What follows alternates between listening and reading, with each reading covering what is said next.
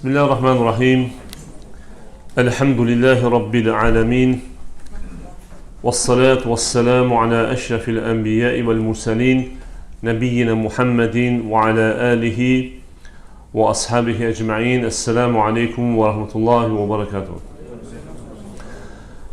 Mühterem Müslümanlar, yine mövzumuz Riyadus Salihin kitabından İxlas babı ilə əlaqəli hədislər olacaq.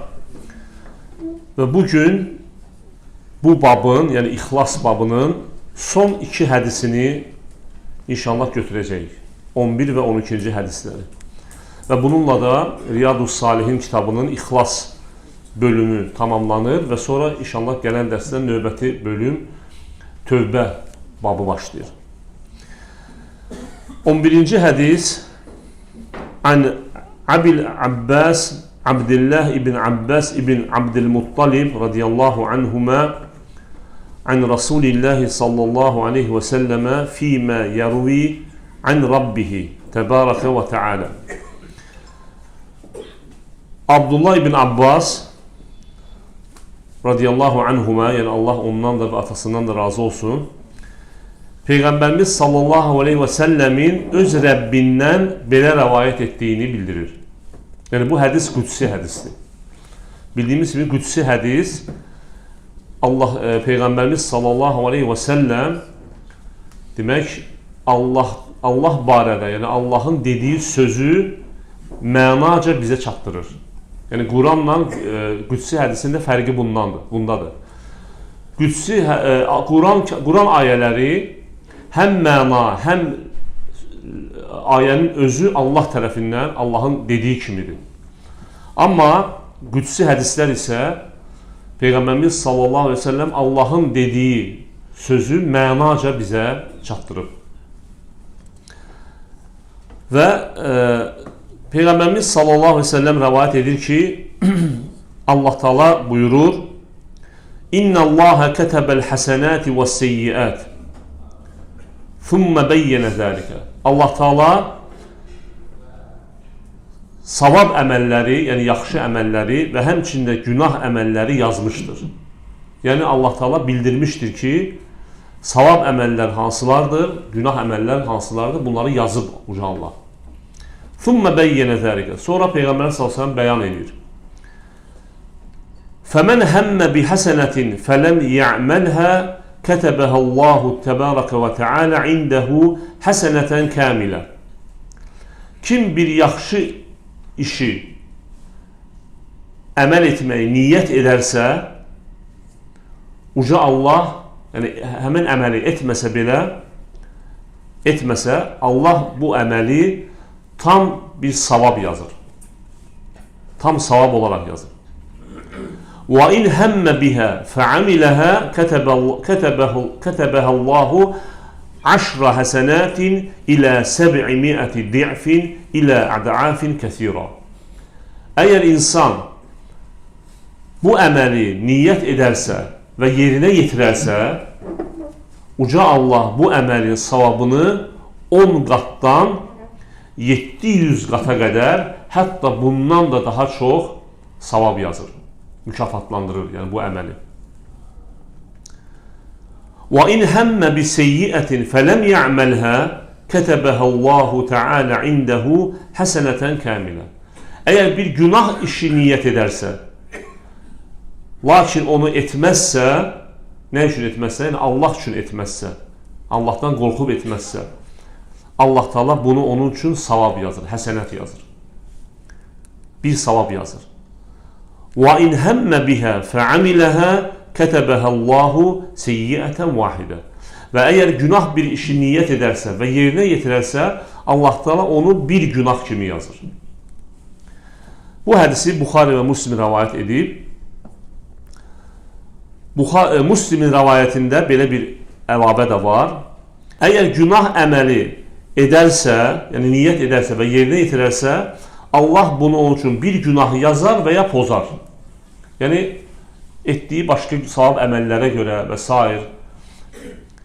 Sonra buyurur ki, وَلَا يَهْلِكُ عَلَى اللّٰهِ إِلَّا هَالِكَ. Yəni belə olan təqdirdə yalnız kim həlak olar? Bədbəxt insan həlak olar. Yəni bu cür savab, bu cür demək mükafatın qarşısında. Bu hədis bizə uca Allahın lütfünün böyüklüyünü, səxavətinin böyüklüyündən xəbər verir. Kamil lütfünü və həmçində kamil səxavətindən xəbər verir. Və həmçində uca Allahın kamil ədalətindən xəbər verir. Yəni bu hədis buna dəlalət edir. Fikir verin, Allah Taala əgər bir insan savab bir əməli niyyət edərsə, lakin müəyyən səbəblərdən onu yerinə yetirməsə, Allah Taala ona savab yazır. Yəni bu əməli etmiş kimi yazır ona. Və əgər yerinə yetirərsə, ondan 700 qata qədər və ya daha çox artıq mükafatlandırır. Bu Allahın nəyə dəlalət edir? Səxavətinin və həmçinin lütfünün genişliyinə. Yəni Allah Taala mükafat verərkən öz lütfü ilə mükafat verir. Cəzalandıranda isə ədalətlə. Lakin bir günah iş görərsə, Allah Taala nə edir? Onu o günaha görə cəzalandırır. Yəni əlavə artırmır. Yəni bu Allah Taala cəza verərkən ədaləti ilə, mükafat verərkənsə öz lütfü ilə mükafat verir. Və məsələn, bu hədisdə qeyd olunan 10 misildən, yəni 700 qata qədər və hətta daha çox, bu Quran ayəsi, yəni Ən'am surəsinin 160-cı ayəsi bu hədisi demək təsdiqləyir. Allah Taala buyurur ki: وَمَنْ جَاءَ بِالْحَسَنَةِ فَلَهُ عَشْرُ أَمْثَالِهَا. Kim qiyamət günü savab bir əməllə, yaxşı bir əməllə gələrsə, ona 10 qatı vardır. Yəni bu etdiyi əməlin 10 qatı mükafatını alacaqdır. وَمَنْ جَاءَ بِالسَّيِّئَةِ فَلَا يُجْزَى إِلَّا مِثْلَهُ. Kim günah bir əməllə gələrsə qiyamət günü, yalnız günahının cəzasını alacaqdır. وَهُمْ لَا يُظْلَمُونَ. Və onlara zülüm olunmaz. Və həmçində başqa bir ayə Bəqərə surəsində Allah Taala buyurur ki, mallarını Allah yolunda xərcləyənlərin məsəli bir buğdanın məsəlinə bənzəyir. Bir toxumun məsəlinə bənzəyir. Hansı ki bu buğda 10 sümbül yetişdirər və hər sümbüldə də 100 dən. Allah istədiyinin savabını, mükafatını artırar. Yəni bu ayələr, qeyd etdiyim ayələr bu hədisi təsdiqləyir. Və burada Allah Taala qeyd elədi ki, Peyğəmbərimiz sallallahu əleyhi və səlləm bildirdi ki, kim savab bir əməl niyyət edərsə, etməzsə, lakin yerinə yetirməzsə, ona Allah Taala savab kimi, bu əməli etmiş kimi savab qazanır. Və kim bu əməli yerinə yetirərsə, 10 mislindən 700 mislinə qədər və hətta daha çox mükafat alar. Və bu nəyə əsasəndir? Yəni bu 10 mislindən 700 və hətta daha çox mükafat alması nəyə əsasəndir? Onun ixlası və həmçində həmin əməlin sünnəyə nə qədər uyğun olub olmamasından asılıdır. Yəni əməl nə qədər ixlaslı olarsa və həmçində sünnəyə nə qədər uyğun olarsa, Peyğəmbərimiz sallallahu əleyhi və səlləmin sünnəsinə bir o qədər də onun mükafatı artıq verilir. Yəni məsələn, bir insan namaz qılır, ixlasla qılır, lakin bəzi sünnətlərə əməl eləmir. Amma digər bir insan isə namaz qılır, ixlasla qılır və sünnələri əməl edir. Yəni Peyğəmbərimiz sallallahu əleyhi və səlləmin etdiyi sünnələri, yəni həmin bu namazı yerinə yetirərkən rükunlarını, vaciblərini yerinə yetirir, həmçinin sünnələri yerinə yetirir. Nə qədər çox sünnəyə uyğun olarsa əməl, bir o qədər də mükafatı artıq olar. Yəni bu bundan asılıdır. Və həmçinin burada qeyd olundu ki, Allah bir insan bir günah edərsə, bir günah əməli niyyət edərsə, lakin o günah əməli əməl etməzsə, biz əvvəlki hədislərdə, həmçinin bundan sonraki hədislərdə biz bildirdik ki, inşallah biləcəyik ki, burada kim nəzərdə tutulur? O adam ki, günahı Allah üçün tərk edir. Yəni günah əməli niyyət edib, lakin onu Allah üçün, Allah qorxusu üçün tərk edən Allah Teala onu savab yazır. Nəyə görə? Çünki günahı tərk etmək özü də savabdır. İmandandır. Yəni iman artır və azalır bildiyimiz kimi. Nə ilə artır? Salih əməllərlə və həmçində günahları tərk etməklə. Necə ki bir hədisdə Peyğəmbərimiz sallallahu əleyhi və səlləm nə deyir? Deyir, müsəlmanın İslamının gözəlliyindəndir ki, ona aid olmayan məsələləri tərk eləsin. Min husni islamil mər'i tərkuhu mə la ya'nihi. Yəni tərk etmək, bir şeyi tərk etmək Allah üçün bu özü də savabdır. Ona görə Allah Teala bunu demək savab yazır buna görə həmin qula. Lakin həmin günahı edərsə insan həmin günaha görə cəzalandırar. Lakin burada bir şey qeyd eləmək lazımdır ki, bəzən zamanın və ya məkanın şərəfli olmasına görə günah artırıla bilər. Yəni günahın kəmiyyəti yox, keyfiyyəti artırıla bilər. Günah əzəmətləndirilə bilər. Məsələn, Ramazan ayında edilən günah digər aylarda edilən günah kimi deyil. Həmçinin bəzən məkan, məsələn, haram ərazisində edilən günah digər ərazilərdə edilən günah kimi deyil. Bu ərazilərdə edilən günah keyfiyyət baxımından artırılır. Və ona görə də yəni həmçinin insan ola bilər, insandan insana da fərq ola bilər. Cahil insanla elm tələbəsi və yaxud alimin etdiyi günah bir deyil. Cahil insan bilmir, məsələn. Bu bir də var ki, bir insan bilir, bu günahın əzəmətini bilir, bu günahın demək böyüklüyünü bilir, amma demək ki, onlar arasında da bu fərq vardır. Yəni bilən insanın etdiyi günahla bilməyən insanın etdiyi günah bir deyil.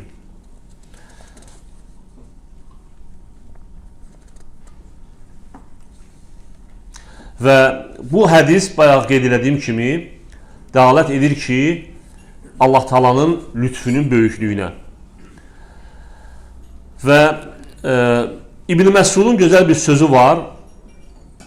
Deyir ki, "Vaylul limen galabat wahadatuhu asharatihi." Deyir, vay olsun o insanın halına ki, onun günahın özünə görə tək günaha görə deməli verilən cəzası, yəni günahları 10 qatına verilən savablardan çox olsun. Yəni vay o adamın halına ki, qiyamət günü günahı savablardan çox olsun. Buna baxmayaraq günaha görə Allah Teala bir günah yazır, amma savaba görə 10 savab yazır. Yəni belə olan halda, belə bir böyük lütf və səxavətə, Allahın belə bir lütfüne və səxavətinə rəğmən bir insanın qiyamət günü yenə də günahlarının çox olması, yəni bu insanın artıq görün nə qədər çox günah edib ki, bu. Yəni səfərli ki, bir insan bir günah etsə, ona həmin günahın eyni, misli qədər cəza verirlər, düzdürmü? Günah yazılır. Amma bir savab iş görsə, ona 10 qatına savab yazılır, düzdürmü? Deməli, bu insan 11 dənə günah eləməlidir ki, bir savabın qarşılığında. Və belə olan halda, əgər qiyamət günü hansısa bir insan günahları çox halda gələrsə, demək ki, bu insan bədbəxt insandır. Yəni, bu cür lütfün qarşısında, Allahın bu cür lütfünün qarşısında, Allahın bu cür səxavətinə rəğmən, yenə də bu insan, əgər qiyamət günü günahlarla gələrsə, demək ki, bu insanın günah özündədir. Və bu hədis barədə bu qədər.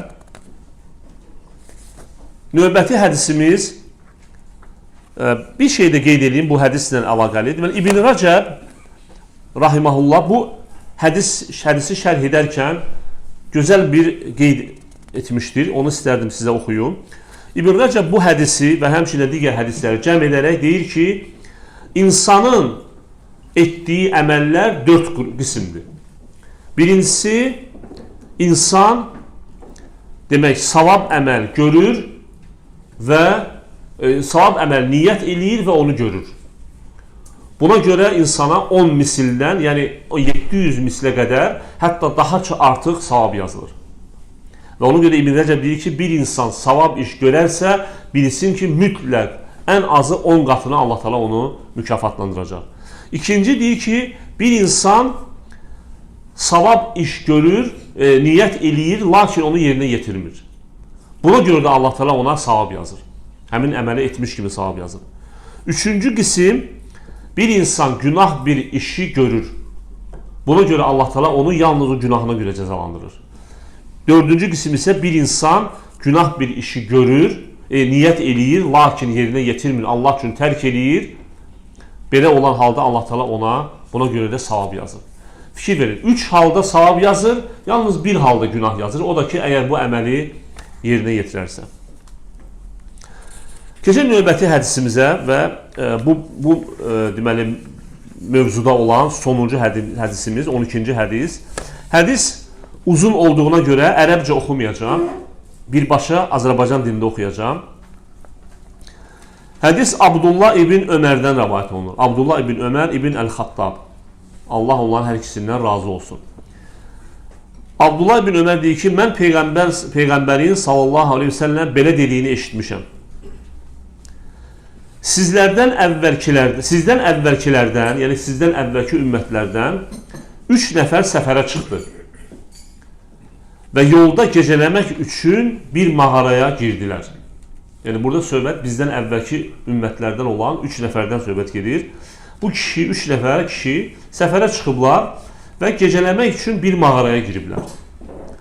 Onlar mağaraya daxil olduqdan sonra dağdan böyük bir qaya parçası yuvarlanıb aşağı düşdü və mağaranın ağzını örtdü. Deməli, mağaranın ağzı örtülür. Bunların da özləri ilə azuqələri azdır və bu azuqələr də yiyib bitdikdən sonra artıq yeməyə heç bir şey yoxdur.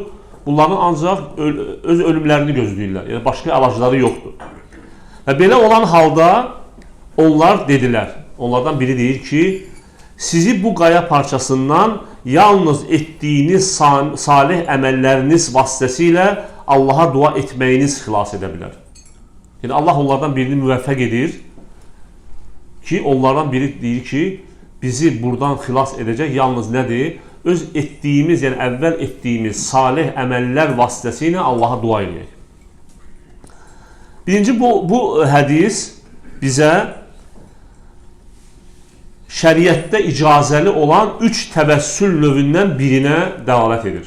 Və bu da nədir? Bir insanın öz salih əməlləri vasitəsilə Allaha dua etməsi. Yəni, bu icazəlidir. Və bildiyimiz kimi, icazəli təvəssül növləri hansıdır? Birinci, Allahın ad və sifətləri ilə Allaha dua eləmək. Allah deyir ki, وَلِلَّهِ الْأَسْمَاءُ الْحُسْنَ فَدْعُوهُ بِهَا. Allahın gözəl adları var, Allahı bu adlarla çağırın. Bu birinci növ. İkinci növ, bayaq bu hədisdə qeyd etdiyimiz bir insanın öz salih əməlləri vasitəsilə Allaha dua etməsidir. Bu da icazəlidir. Yəni, məsələn, bir insan deyir ki, ey Rəbbim, mən bu işi görmüşəm sənin rizan üçün, xalis sənin rizan üçün. Və mənim əgər bu işi sənin rizan üçün etmişəmsə, mənim bu işimdə mənə kömək ol. Yəni, bu icazəlidir. Və ya əməli edir, sonra dua edir ki, Allahım, bu əməli sənin üçün etdim, mənim bu işimi düzəlt. Üçüncü növ hansıdır? Üçüncü növ isə sağ olan və yaxında olan, yəni yanında olan hansısa bir əməli salih insanın duası ilə Allaha təvəssül etmək. Yəni, məsələn, qardaşın məsələn, ümrəyə gedir, həcə gedir, deyirsən ki, mənim üçün dua elə. Və ya valideynindən deyirsən ki, mənim üçün dua elə. Necə ki, səhabələr gəlirdilər Peyğəmbərimiz sallallahu aleyhi ve sellemin yanına, ondan Allaha dua etməsini istəyirdilər. Yəni, bu icazəlidir. Bundan başqa, yəni şəriətdə təvəssül növü gəlməyib. Heç bir dənə də olsa gəlməyib. Əksinə, Peyğəmbərimiz sallallahu aleyhi ve sellem vəfat edəndən sonra Ömər ibn Xattabın dövründə quraqlıq baş verdi. Quraqlıq baş verdi və Ömər ibn Xattab yağış namazı qıldırdı və yağış namazında kimi çağırdı? Abbası çağırdı. Dedi, ey Abbas, biz Peyğəmbər sallallahu əleyhi və səlləm sağ olanda ondan istəyirdi ki, Allahdan dua eləsin. İndi biz sənə deyirik, sən Allaha dua elə. Hansı ki, Peyğəmbərimiz sallallahu əleyhi və səlləmin qəbri yaxında idi, Mədinədə idi. Bu hadisə Mədinədə olmuşdu. Əgər ölən bir insan kim olursa olsun, Peyğəmbər olsa belə, onun vasitəsilə, yəni Allaha təvəssül etmək icazəlidir olsaydı, Ömər ibn Xattab Abbasdan istəməzdi. Birbaşa gedərdi və yaxud birbaşa dua edərdi ki, ey Allahın elçisi, sənin vasitənlə Allaha təvəssül edirik və yaxud Allahın Peyğəmbərin hörmətinə, Peyğəmbərin xatirinə və s. belə deyərdi. Amma gəl demədi. Niyə görə? Çünki icazəli deyil, bilirdilər onlar. Və ona görə də Abbasa dedi, Peyğəmbərin əmisinə. Və Abbas radiyallahu anh dua elədi və yağış yağdı. Ona görə də bu təvəssülün növlərindən biridir. Onlardan biri dedi, indi 3 nəfər kişi hərəsi öz duası, öz etdikləri əməllərlə Allaha təvəssül edirlər. Onlardan biri deyir ki, Allahım, mənim çox qoca ata-anam var idi. Hər axşam onlara süd içirməmiş, nə ailəmə, nə də xidmətçilərimə süd verərdim. Yəni bu insan, demək, bu insan birinci insan, şəxs öz valideynlərinə olan qayğısı vasitəsilə Allaha təvəssül edir. Və deyir ki, bu qoca ana-atası var idi və bu da demək, öz ana-atasından öncə heç kimə, yəni öz ailə üzvlərindən heç kəsə süd verməzdi. Yəni sağdığı, yəni heyvanından sağdığı südü ailəsindən öncə birinci valideynlərinə verərdi, sonra öz ailəsinə, övladlarına və s. Və həmin insan deyir ki, bir gün heyvanları otarmaq üçün çox uzağa getdim və valideynlərim yatana qədər evə qayıda bilmədim. Yəni bir gün heyvanları otarmaq üçün biraz uzağa gedir, geri dönənə qədər artıq valideynləri yatmış olur. Axşam içdikləri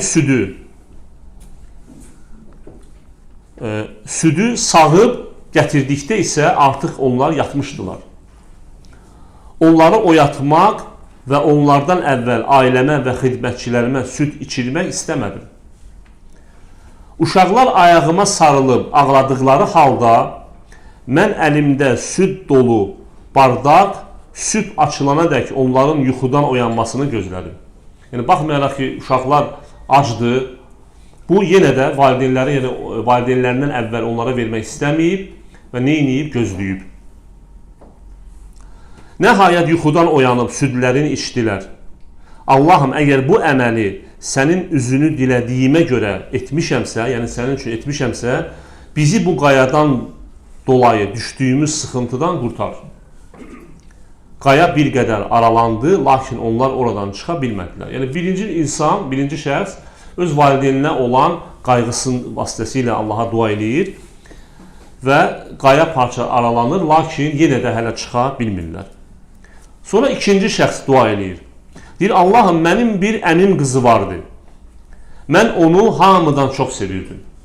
Və bir rəvayətdə gəlir ki, bir kişinin qadını istədiyi kimi sevirdim. Mən onunla yaxınlıq etmək istədim.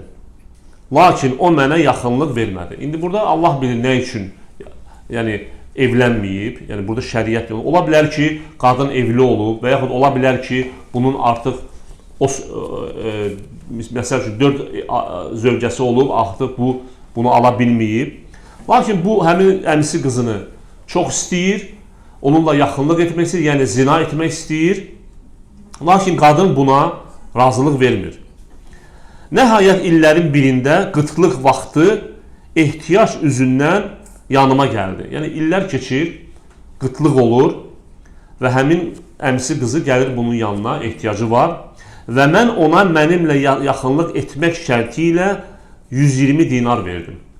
Yəni, ola bilər çox bir çətin vəziyyət olub, qadın razılıq verib. O da buna razılıq verdi. Ona yaxınlaşdıqda, yəni bir rəvayətdə isə 2 ayağının arasında oturduqda o mənə Allahdan qorx, haqqın olmadığı halda bakirəliyimi pozma dedi. Yəni, qadın bilirdi bu günahdır, lakin məcburən gəlib, amma yenə də ona xatırladır. Mən də onu hamıdan çox sevdiyim halda ondan uzaqlaşdım və ona verdiyim qızılları da ona bağışladım. Allahım, əgər bu əməli sənin üzünü dilədiyimə görə etmişəmsə, bizi düşdüyümüz bu sıxıntıdan qurtar. Qaya bir qədər də aralandı, lakin onlar yenə də oradan çıxa bilmədilər. Yəni, burada əsas şahid olan yer, yəni bizim mövzuya aid olan yer, sənin üzünü dilədiyimə görə. Yəni, burada fikir verirsiniz, biz əvvəlki hədisdə qeyd elədik ki, kim günah bir işi niyyət edərsə, lakin onu Allah üçün tərk edərsə, həmin bu hissəsi məhz o hədisi açıqlayır. Yəni, burada söhbət Allah üçün tərk edərsə. Lakin, əgər günahı aciz olarsa etməyə, yəni günah etmək istəyir, lakin aciz oldusa, buna görə ona savab yazılmır. Hətta misal da gətirmişdik. Məsələn, bir insan oğurluğa gedir, lakin qıra bilmir, məsələn, qıfılı, sındıra bilmir. Buna görə ona günah yazılır. Lakin əgər Allah üçün tərk edərsən, necə ki, bu ikinci şəxs niyyət edir günaha və gəlir artıq günahın başında nə deyir? Və deyir ki, Allahım, sənin üçün mən tərk elədim bunu. Və deyir, yenə də qaya bir qədər aralandı, lakin onlar yenə də oradan çıxa bilmədilər. Üçüncü şəxs dedi, Allahım, mən bir neçə adamı işə götürmüşdüm. Hamısının zəhmət haqqını vermişdim, yalnız biri öz zəhmət haqqını almadan getmişdi. Mən onun pulunu dövriyəyə qoydum, yəni dövriyəyə buraxır, ticarətlə məşğul olur. Nəhayət onun pulu ilə mallar artdı. Bir müddət sonra həmin adam yanıma gəlib, ey Allahın qulu, zəhmət haqqımı ver dedi. Mən də gördüyün bu dəvələr, inəklər, qoyunlar, kölələr hamısı sənin zəhmət haqqındır dedim. Yəni əslində bu insan bunu etməyə də bilərdi. Yəni məsələn tutaq ki, həmin insanın nə qədər zəhmət haqqısı varsa onu da qaytara bilərdi. Yəni elə bilməyin burada mütləq o bunu verməli idi ona. Sadəcə görün bu insanın haqqa nə qədər çox riayət etdiyinə, vəfaya, öz əhdinə vəfa etdiyinə görə nə qədər dərindir ki, bu insan onun puluyla qazanılan, yəni artan bütün malı ona qaytardı. Baxmayaraq ki, əziyyəti bu çəkmişdi. Verməyə də bilərdi. Amma bu günümüzdə isə fikir verin, günümüzdə bunun əksi. Elə insanlar var, hətta qardaşlar arasında, bizim dindarlar arasında baxırsan ki, işçinin haqqını vermir və ya azaldır, az verir və ya gecikdirir. Yəni bu hədis görürsünüz nəyə dəlalət edir? Yəni insan öz əhdini, işçinin haqqını verməlidir. Və o dedi, yəni həmin insan, işçi deyir ki, ey Allahın qulu, mənə istehza etmə. Yəni mənə istehza edirsən, mən də sənə istehza etmirəm. Beləcə o malların hamısını sürüb apardı. Heç nə saxlamadı. Allahım, əgər bu əməli sənin üzünü dilədiyimə görə etmişəmsə, bizi düşdüyümüz bu sıxıntıdan qurtar. Qaya tamamilə aralandı və onlar oradan çıxıb getdilər. Və bu hədis bizə nəyi göstərir? Həqiqətən də ixlas insana həm bu dünyada, həm axirətdə fayda verir. Və həmçində bu dünyada, xüsusən də çətin anlarında. Görürsünüz, bu insanlar çətin bir vəziyyətə düşmüşdülər. Qaya parçası, mağaranın qapısını bağlayıb, bunlar da ölümü gözləyirlər. Və belə bir dua ilə, yəni ixlasla etdikləri əməllərlə Allaha təvəssül elədilər. Və bu hədis göstərir ki, ixlas insana fayda verir. Həm bu dünyada, həm də axirətdə. Və buna oxşar başqa bir hədis. Peyğəmbərimiz sallallahu əleyhi və səlləm deyir ki, "Təarraf alallahi firraxai ya'rifka fi'şiddə." Allahı xoş anında an ki, ya da sal ki, çətin anında da Allah sənə kömək etsin. Yəni bu insanlar, bu üç şəxs xoş hallarında, xoş anlarında, yəni rahatlıq halda Allah üçün əməllər etmişlər. Biri valideynlərinə yaxşılıq edib, biri haramdan çəkilib Allah üçün. Halbuki edə bilərdi, qadir idi ona. Həmin günahı etməyə qadir idi. Üçüncüsü isə əhdinə vəfa edib. Və bu insanlar Allah üçün bunları etdiklərinə görə belə bir çətin məqamda da Allah Teala onlara kömək etdi. Ona görə də qardaşlar, ixlas çox önəmlidir həyatda. Və bu hədisdə bir çox faydalar var. Birincisi, valideynlərə yaxşılıq etmək. Birinci kişinin etdiyi duadakı kimi. Həmçinin zinadan qorunmaq, qadir olduğun halda. Yəni, qadirsən zinaya, amma özü zinadan çəkinirsən. Necə ki, başqa bir hədisdə Peyğəmbərimiz sallallahu əleyhi və səlləm deyir ki, 7 qrup insan qiyamət günü heç bir kölgənin olmadığı bir kölgədə Allahın kölgəsində, Allahın yaratdığı və yaxud bir rivayətdə ərşin kölgəsində olacaqlar. Onlardan biri də kimdir? Onu imkanlı, gözəl, zərbəcan bir qadın zinaya dəvət eləyər və o da deyər ki, mən Allahdan qorxuram. Həmçinin bu hədisdə fayda var, əhdə vəfa etmək və həmçində bu hədis dəlalət edir Allahın hər şeyə qadir olmasına. Yəni o dağ parçasını bunlar qaldırmadı, bunlar çəkmədi. Həmçinin burada dəlil var nə? Duaların, Allahın duaları qəbul etməsinə və dualar vasitəsilə, öz duaları ilə fikir verin, həmin qaya parçası aralandı.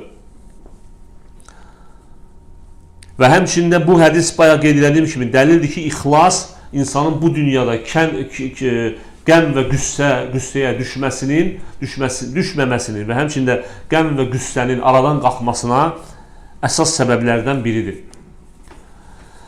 Və bu babla olan hədislər bu qədər yekun olaraq, yəni biz öyrəndik ki, bu babda həqiqətən ixlas çox önəmlidir əməllərin qəbul olması üçün. Həmçinin insanın bu dünyada və axirətdə nicat tapması üçün. Və əgər ixlas olmasa, əməllər qəbul olmayacaq. Və dedik ki, əməllər iki şərtlə qəbuldur. Biri hansıdır? İxlas, ikincisi isə mütəbə, yəni sünnəyə uyğun olması. Və bir insan əgər ixlasla əməl edərsə, lakin sünnəyə uyğun olmazsa, yenə əməli qəbul olmaz. Bir insan sünnəyə uyğun edərsə, lakin ixlaslı etməzsə, yenə qəbul olunmaz. Və İbn Qeyyim ixlasla və həmçində sünnəyə uyğun edilməyən, yəni ixlassız və həmçində sünnəyə uyğun edilməyən əməli bilirsiniz nəyə bənzədir? Bir kişi səfərə çıxır, özü ilə torbalar götürür və bu torbalara qum doldurur. Yəni yemək əvəzinə və s. qum doldurur. Bu qum ona nə bir fayda verəcək yolda, əksinə onu yoracaq. Yəni yolda onu yoracaq qum kisələri. Səfir ki, qum kisələrini yükləyib belinə gedir. Əksinə yorulur, lakin heç bir faydası yoxdur. Və İbn Qeyyim deyir ki, ixlassız və həmçində sünnəyə uyğun olmayan əməllər də, edilən əməllər də bax buna bənzəyir. İnsanı yorur bu dünyada, lakin faydası da yoxdur. Necə ki, Quran-ı KərimdəĞaşiyə surəsində Allah təala buyurur ki, "Vucuhu yawma izin xaşi'a amiletun nasibə tasla naran hamiyə." O gün bir çox üzlər yerə dikiləcək. Amiletun nasibə. Bir təfsirə görə bu dünyada yorulub əldən düşmüşlər. Yəni bu nəyə dəlalət edir? Yəni yorulub əldən düşmüş, yəni kim? Bidətçilər, bidət əməllər edib və ya ixlassız edib, necə ki qeyri-müsəlmanların etdiyi əməllər. Lakin Allah nə deyir? Tasla naran hamiyə, yandırıcı oda girəcək. Yəni baxmayaraq ki, bu dünyada özünü yorub, qiyamət günü oda girəcək. Ömər ibn Xattab, yəni İbn Kəsir bu ayənin təfsirində Ömər ibn Xattabdan rəvayət edir ki, bir dəfə Ömər ibn Xattab bir rahibi gördü. Yəni xristianların ibadət edənlərinin, abidlərindən. Onlar da bizdə çox ibadət edirlər. Özlərinə əziyyət verirlər və ağladı. Dedilər ki, ey əmir-il müminin, nəyə ağlayırsan?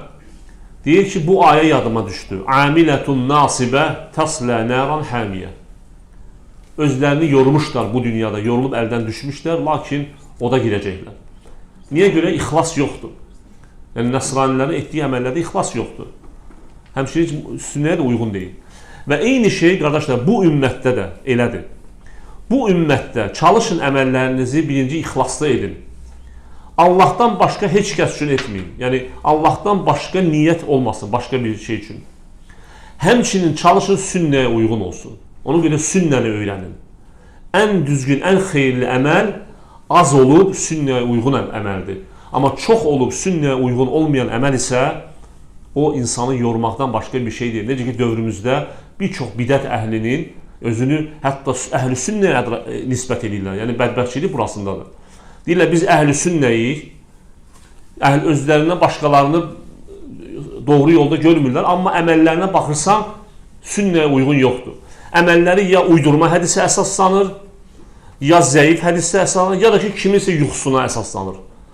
Filan kəs yuxuda belə gördü, filan kəs yuxuda belə gördü. Dəlil, yəni Quran, əməllər Quran və sünnədən düzgün, doğru, səhih dəlillərə əsaslanmalıdır. Yuxuya, yoxsa kiminsə sözünə və yaxud filan kəs belə edir, bunlar dəlil deyil. Ona görə də qardaşlar, çox önəmlidir ki, əməllərimiz ixlaslı olsun və həmçində sünnəyə uyğun olsun. Bu qədər bu bab barədə və sallallahu alə nəbiyyinə Muhammedin və alə alihi və ashabihi ecmaîn.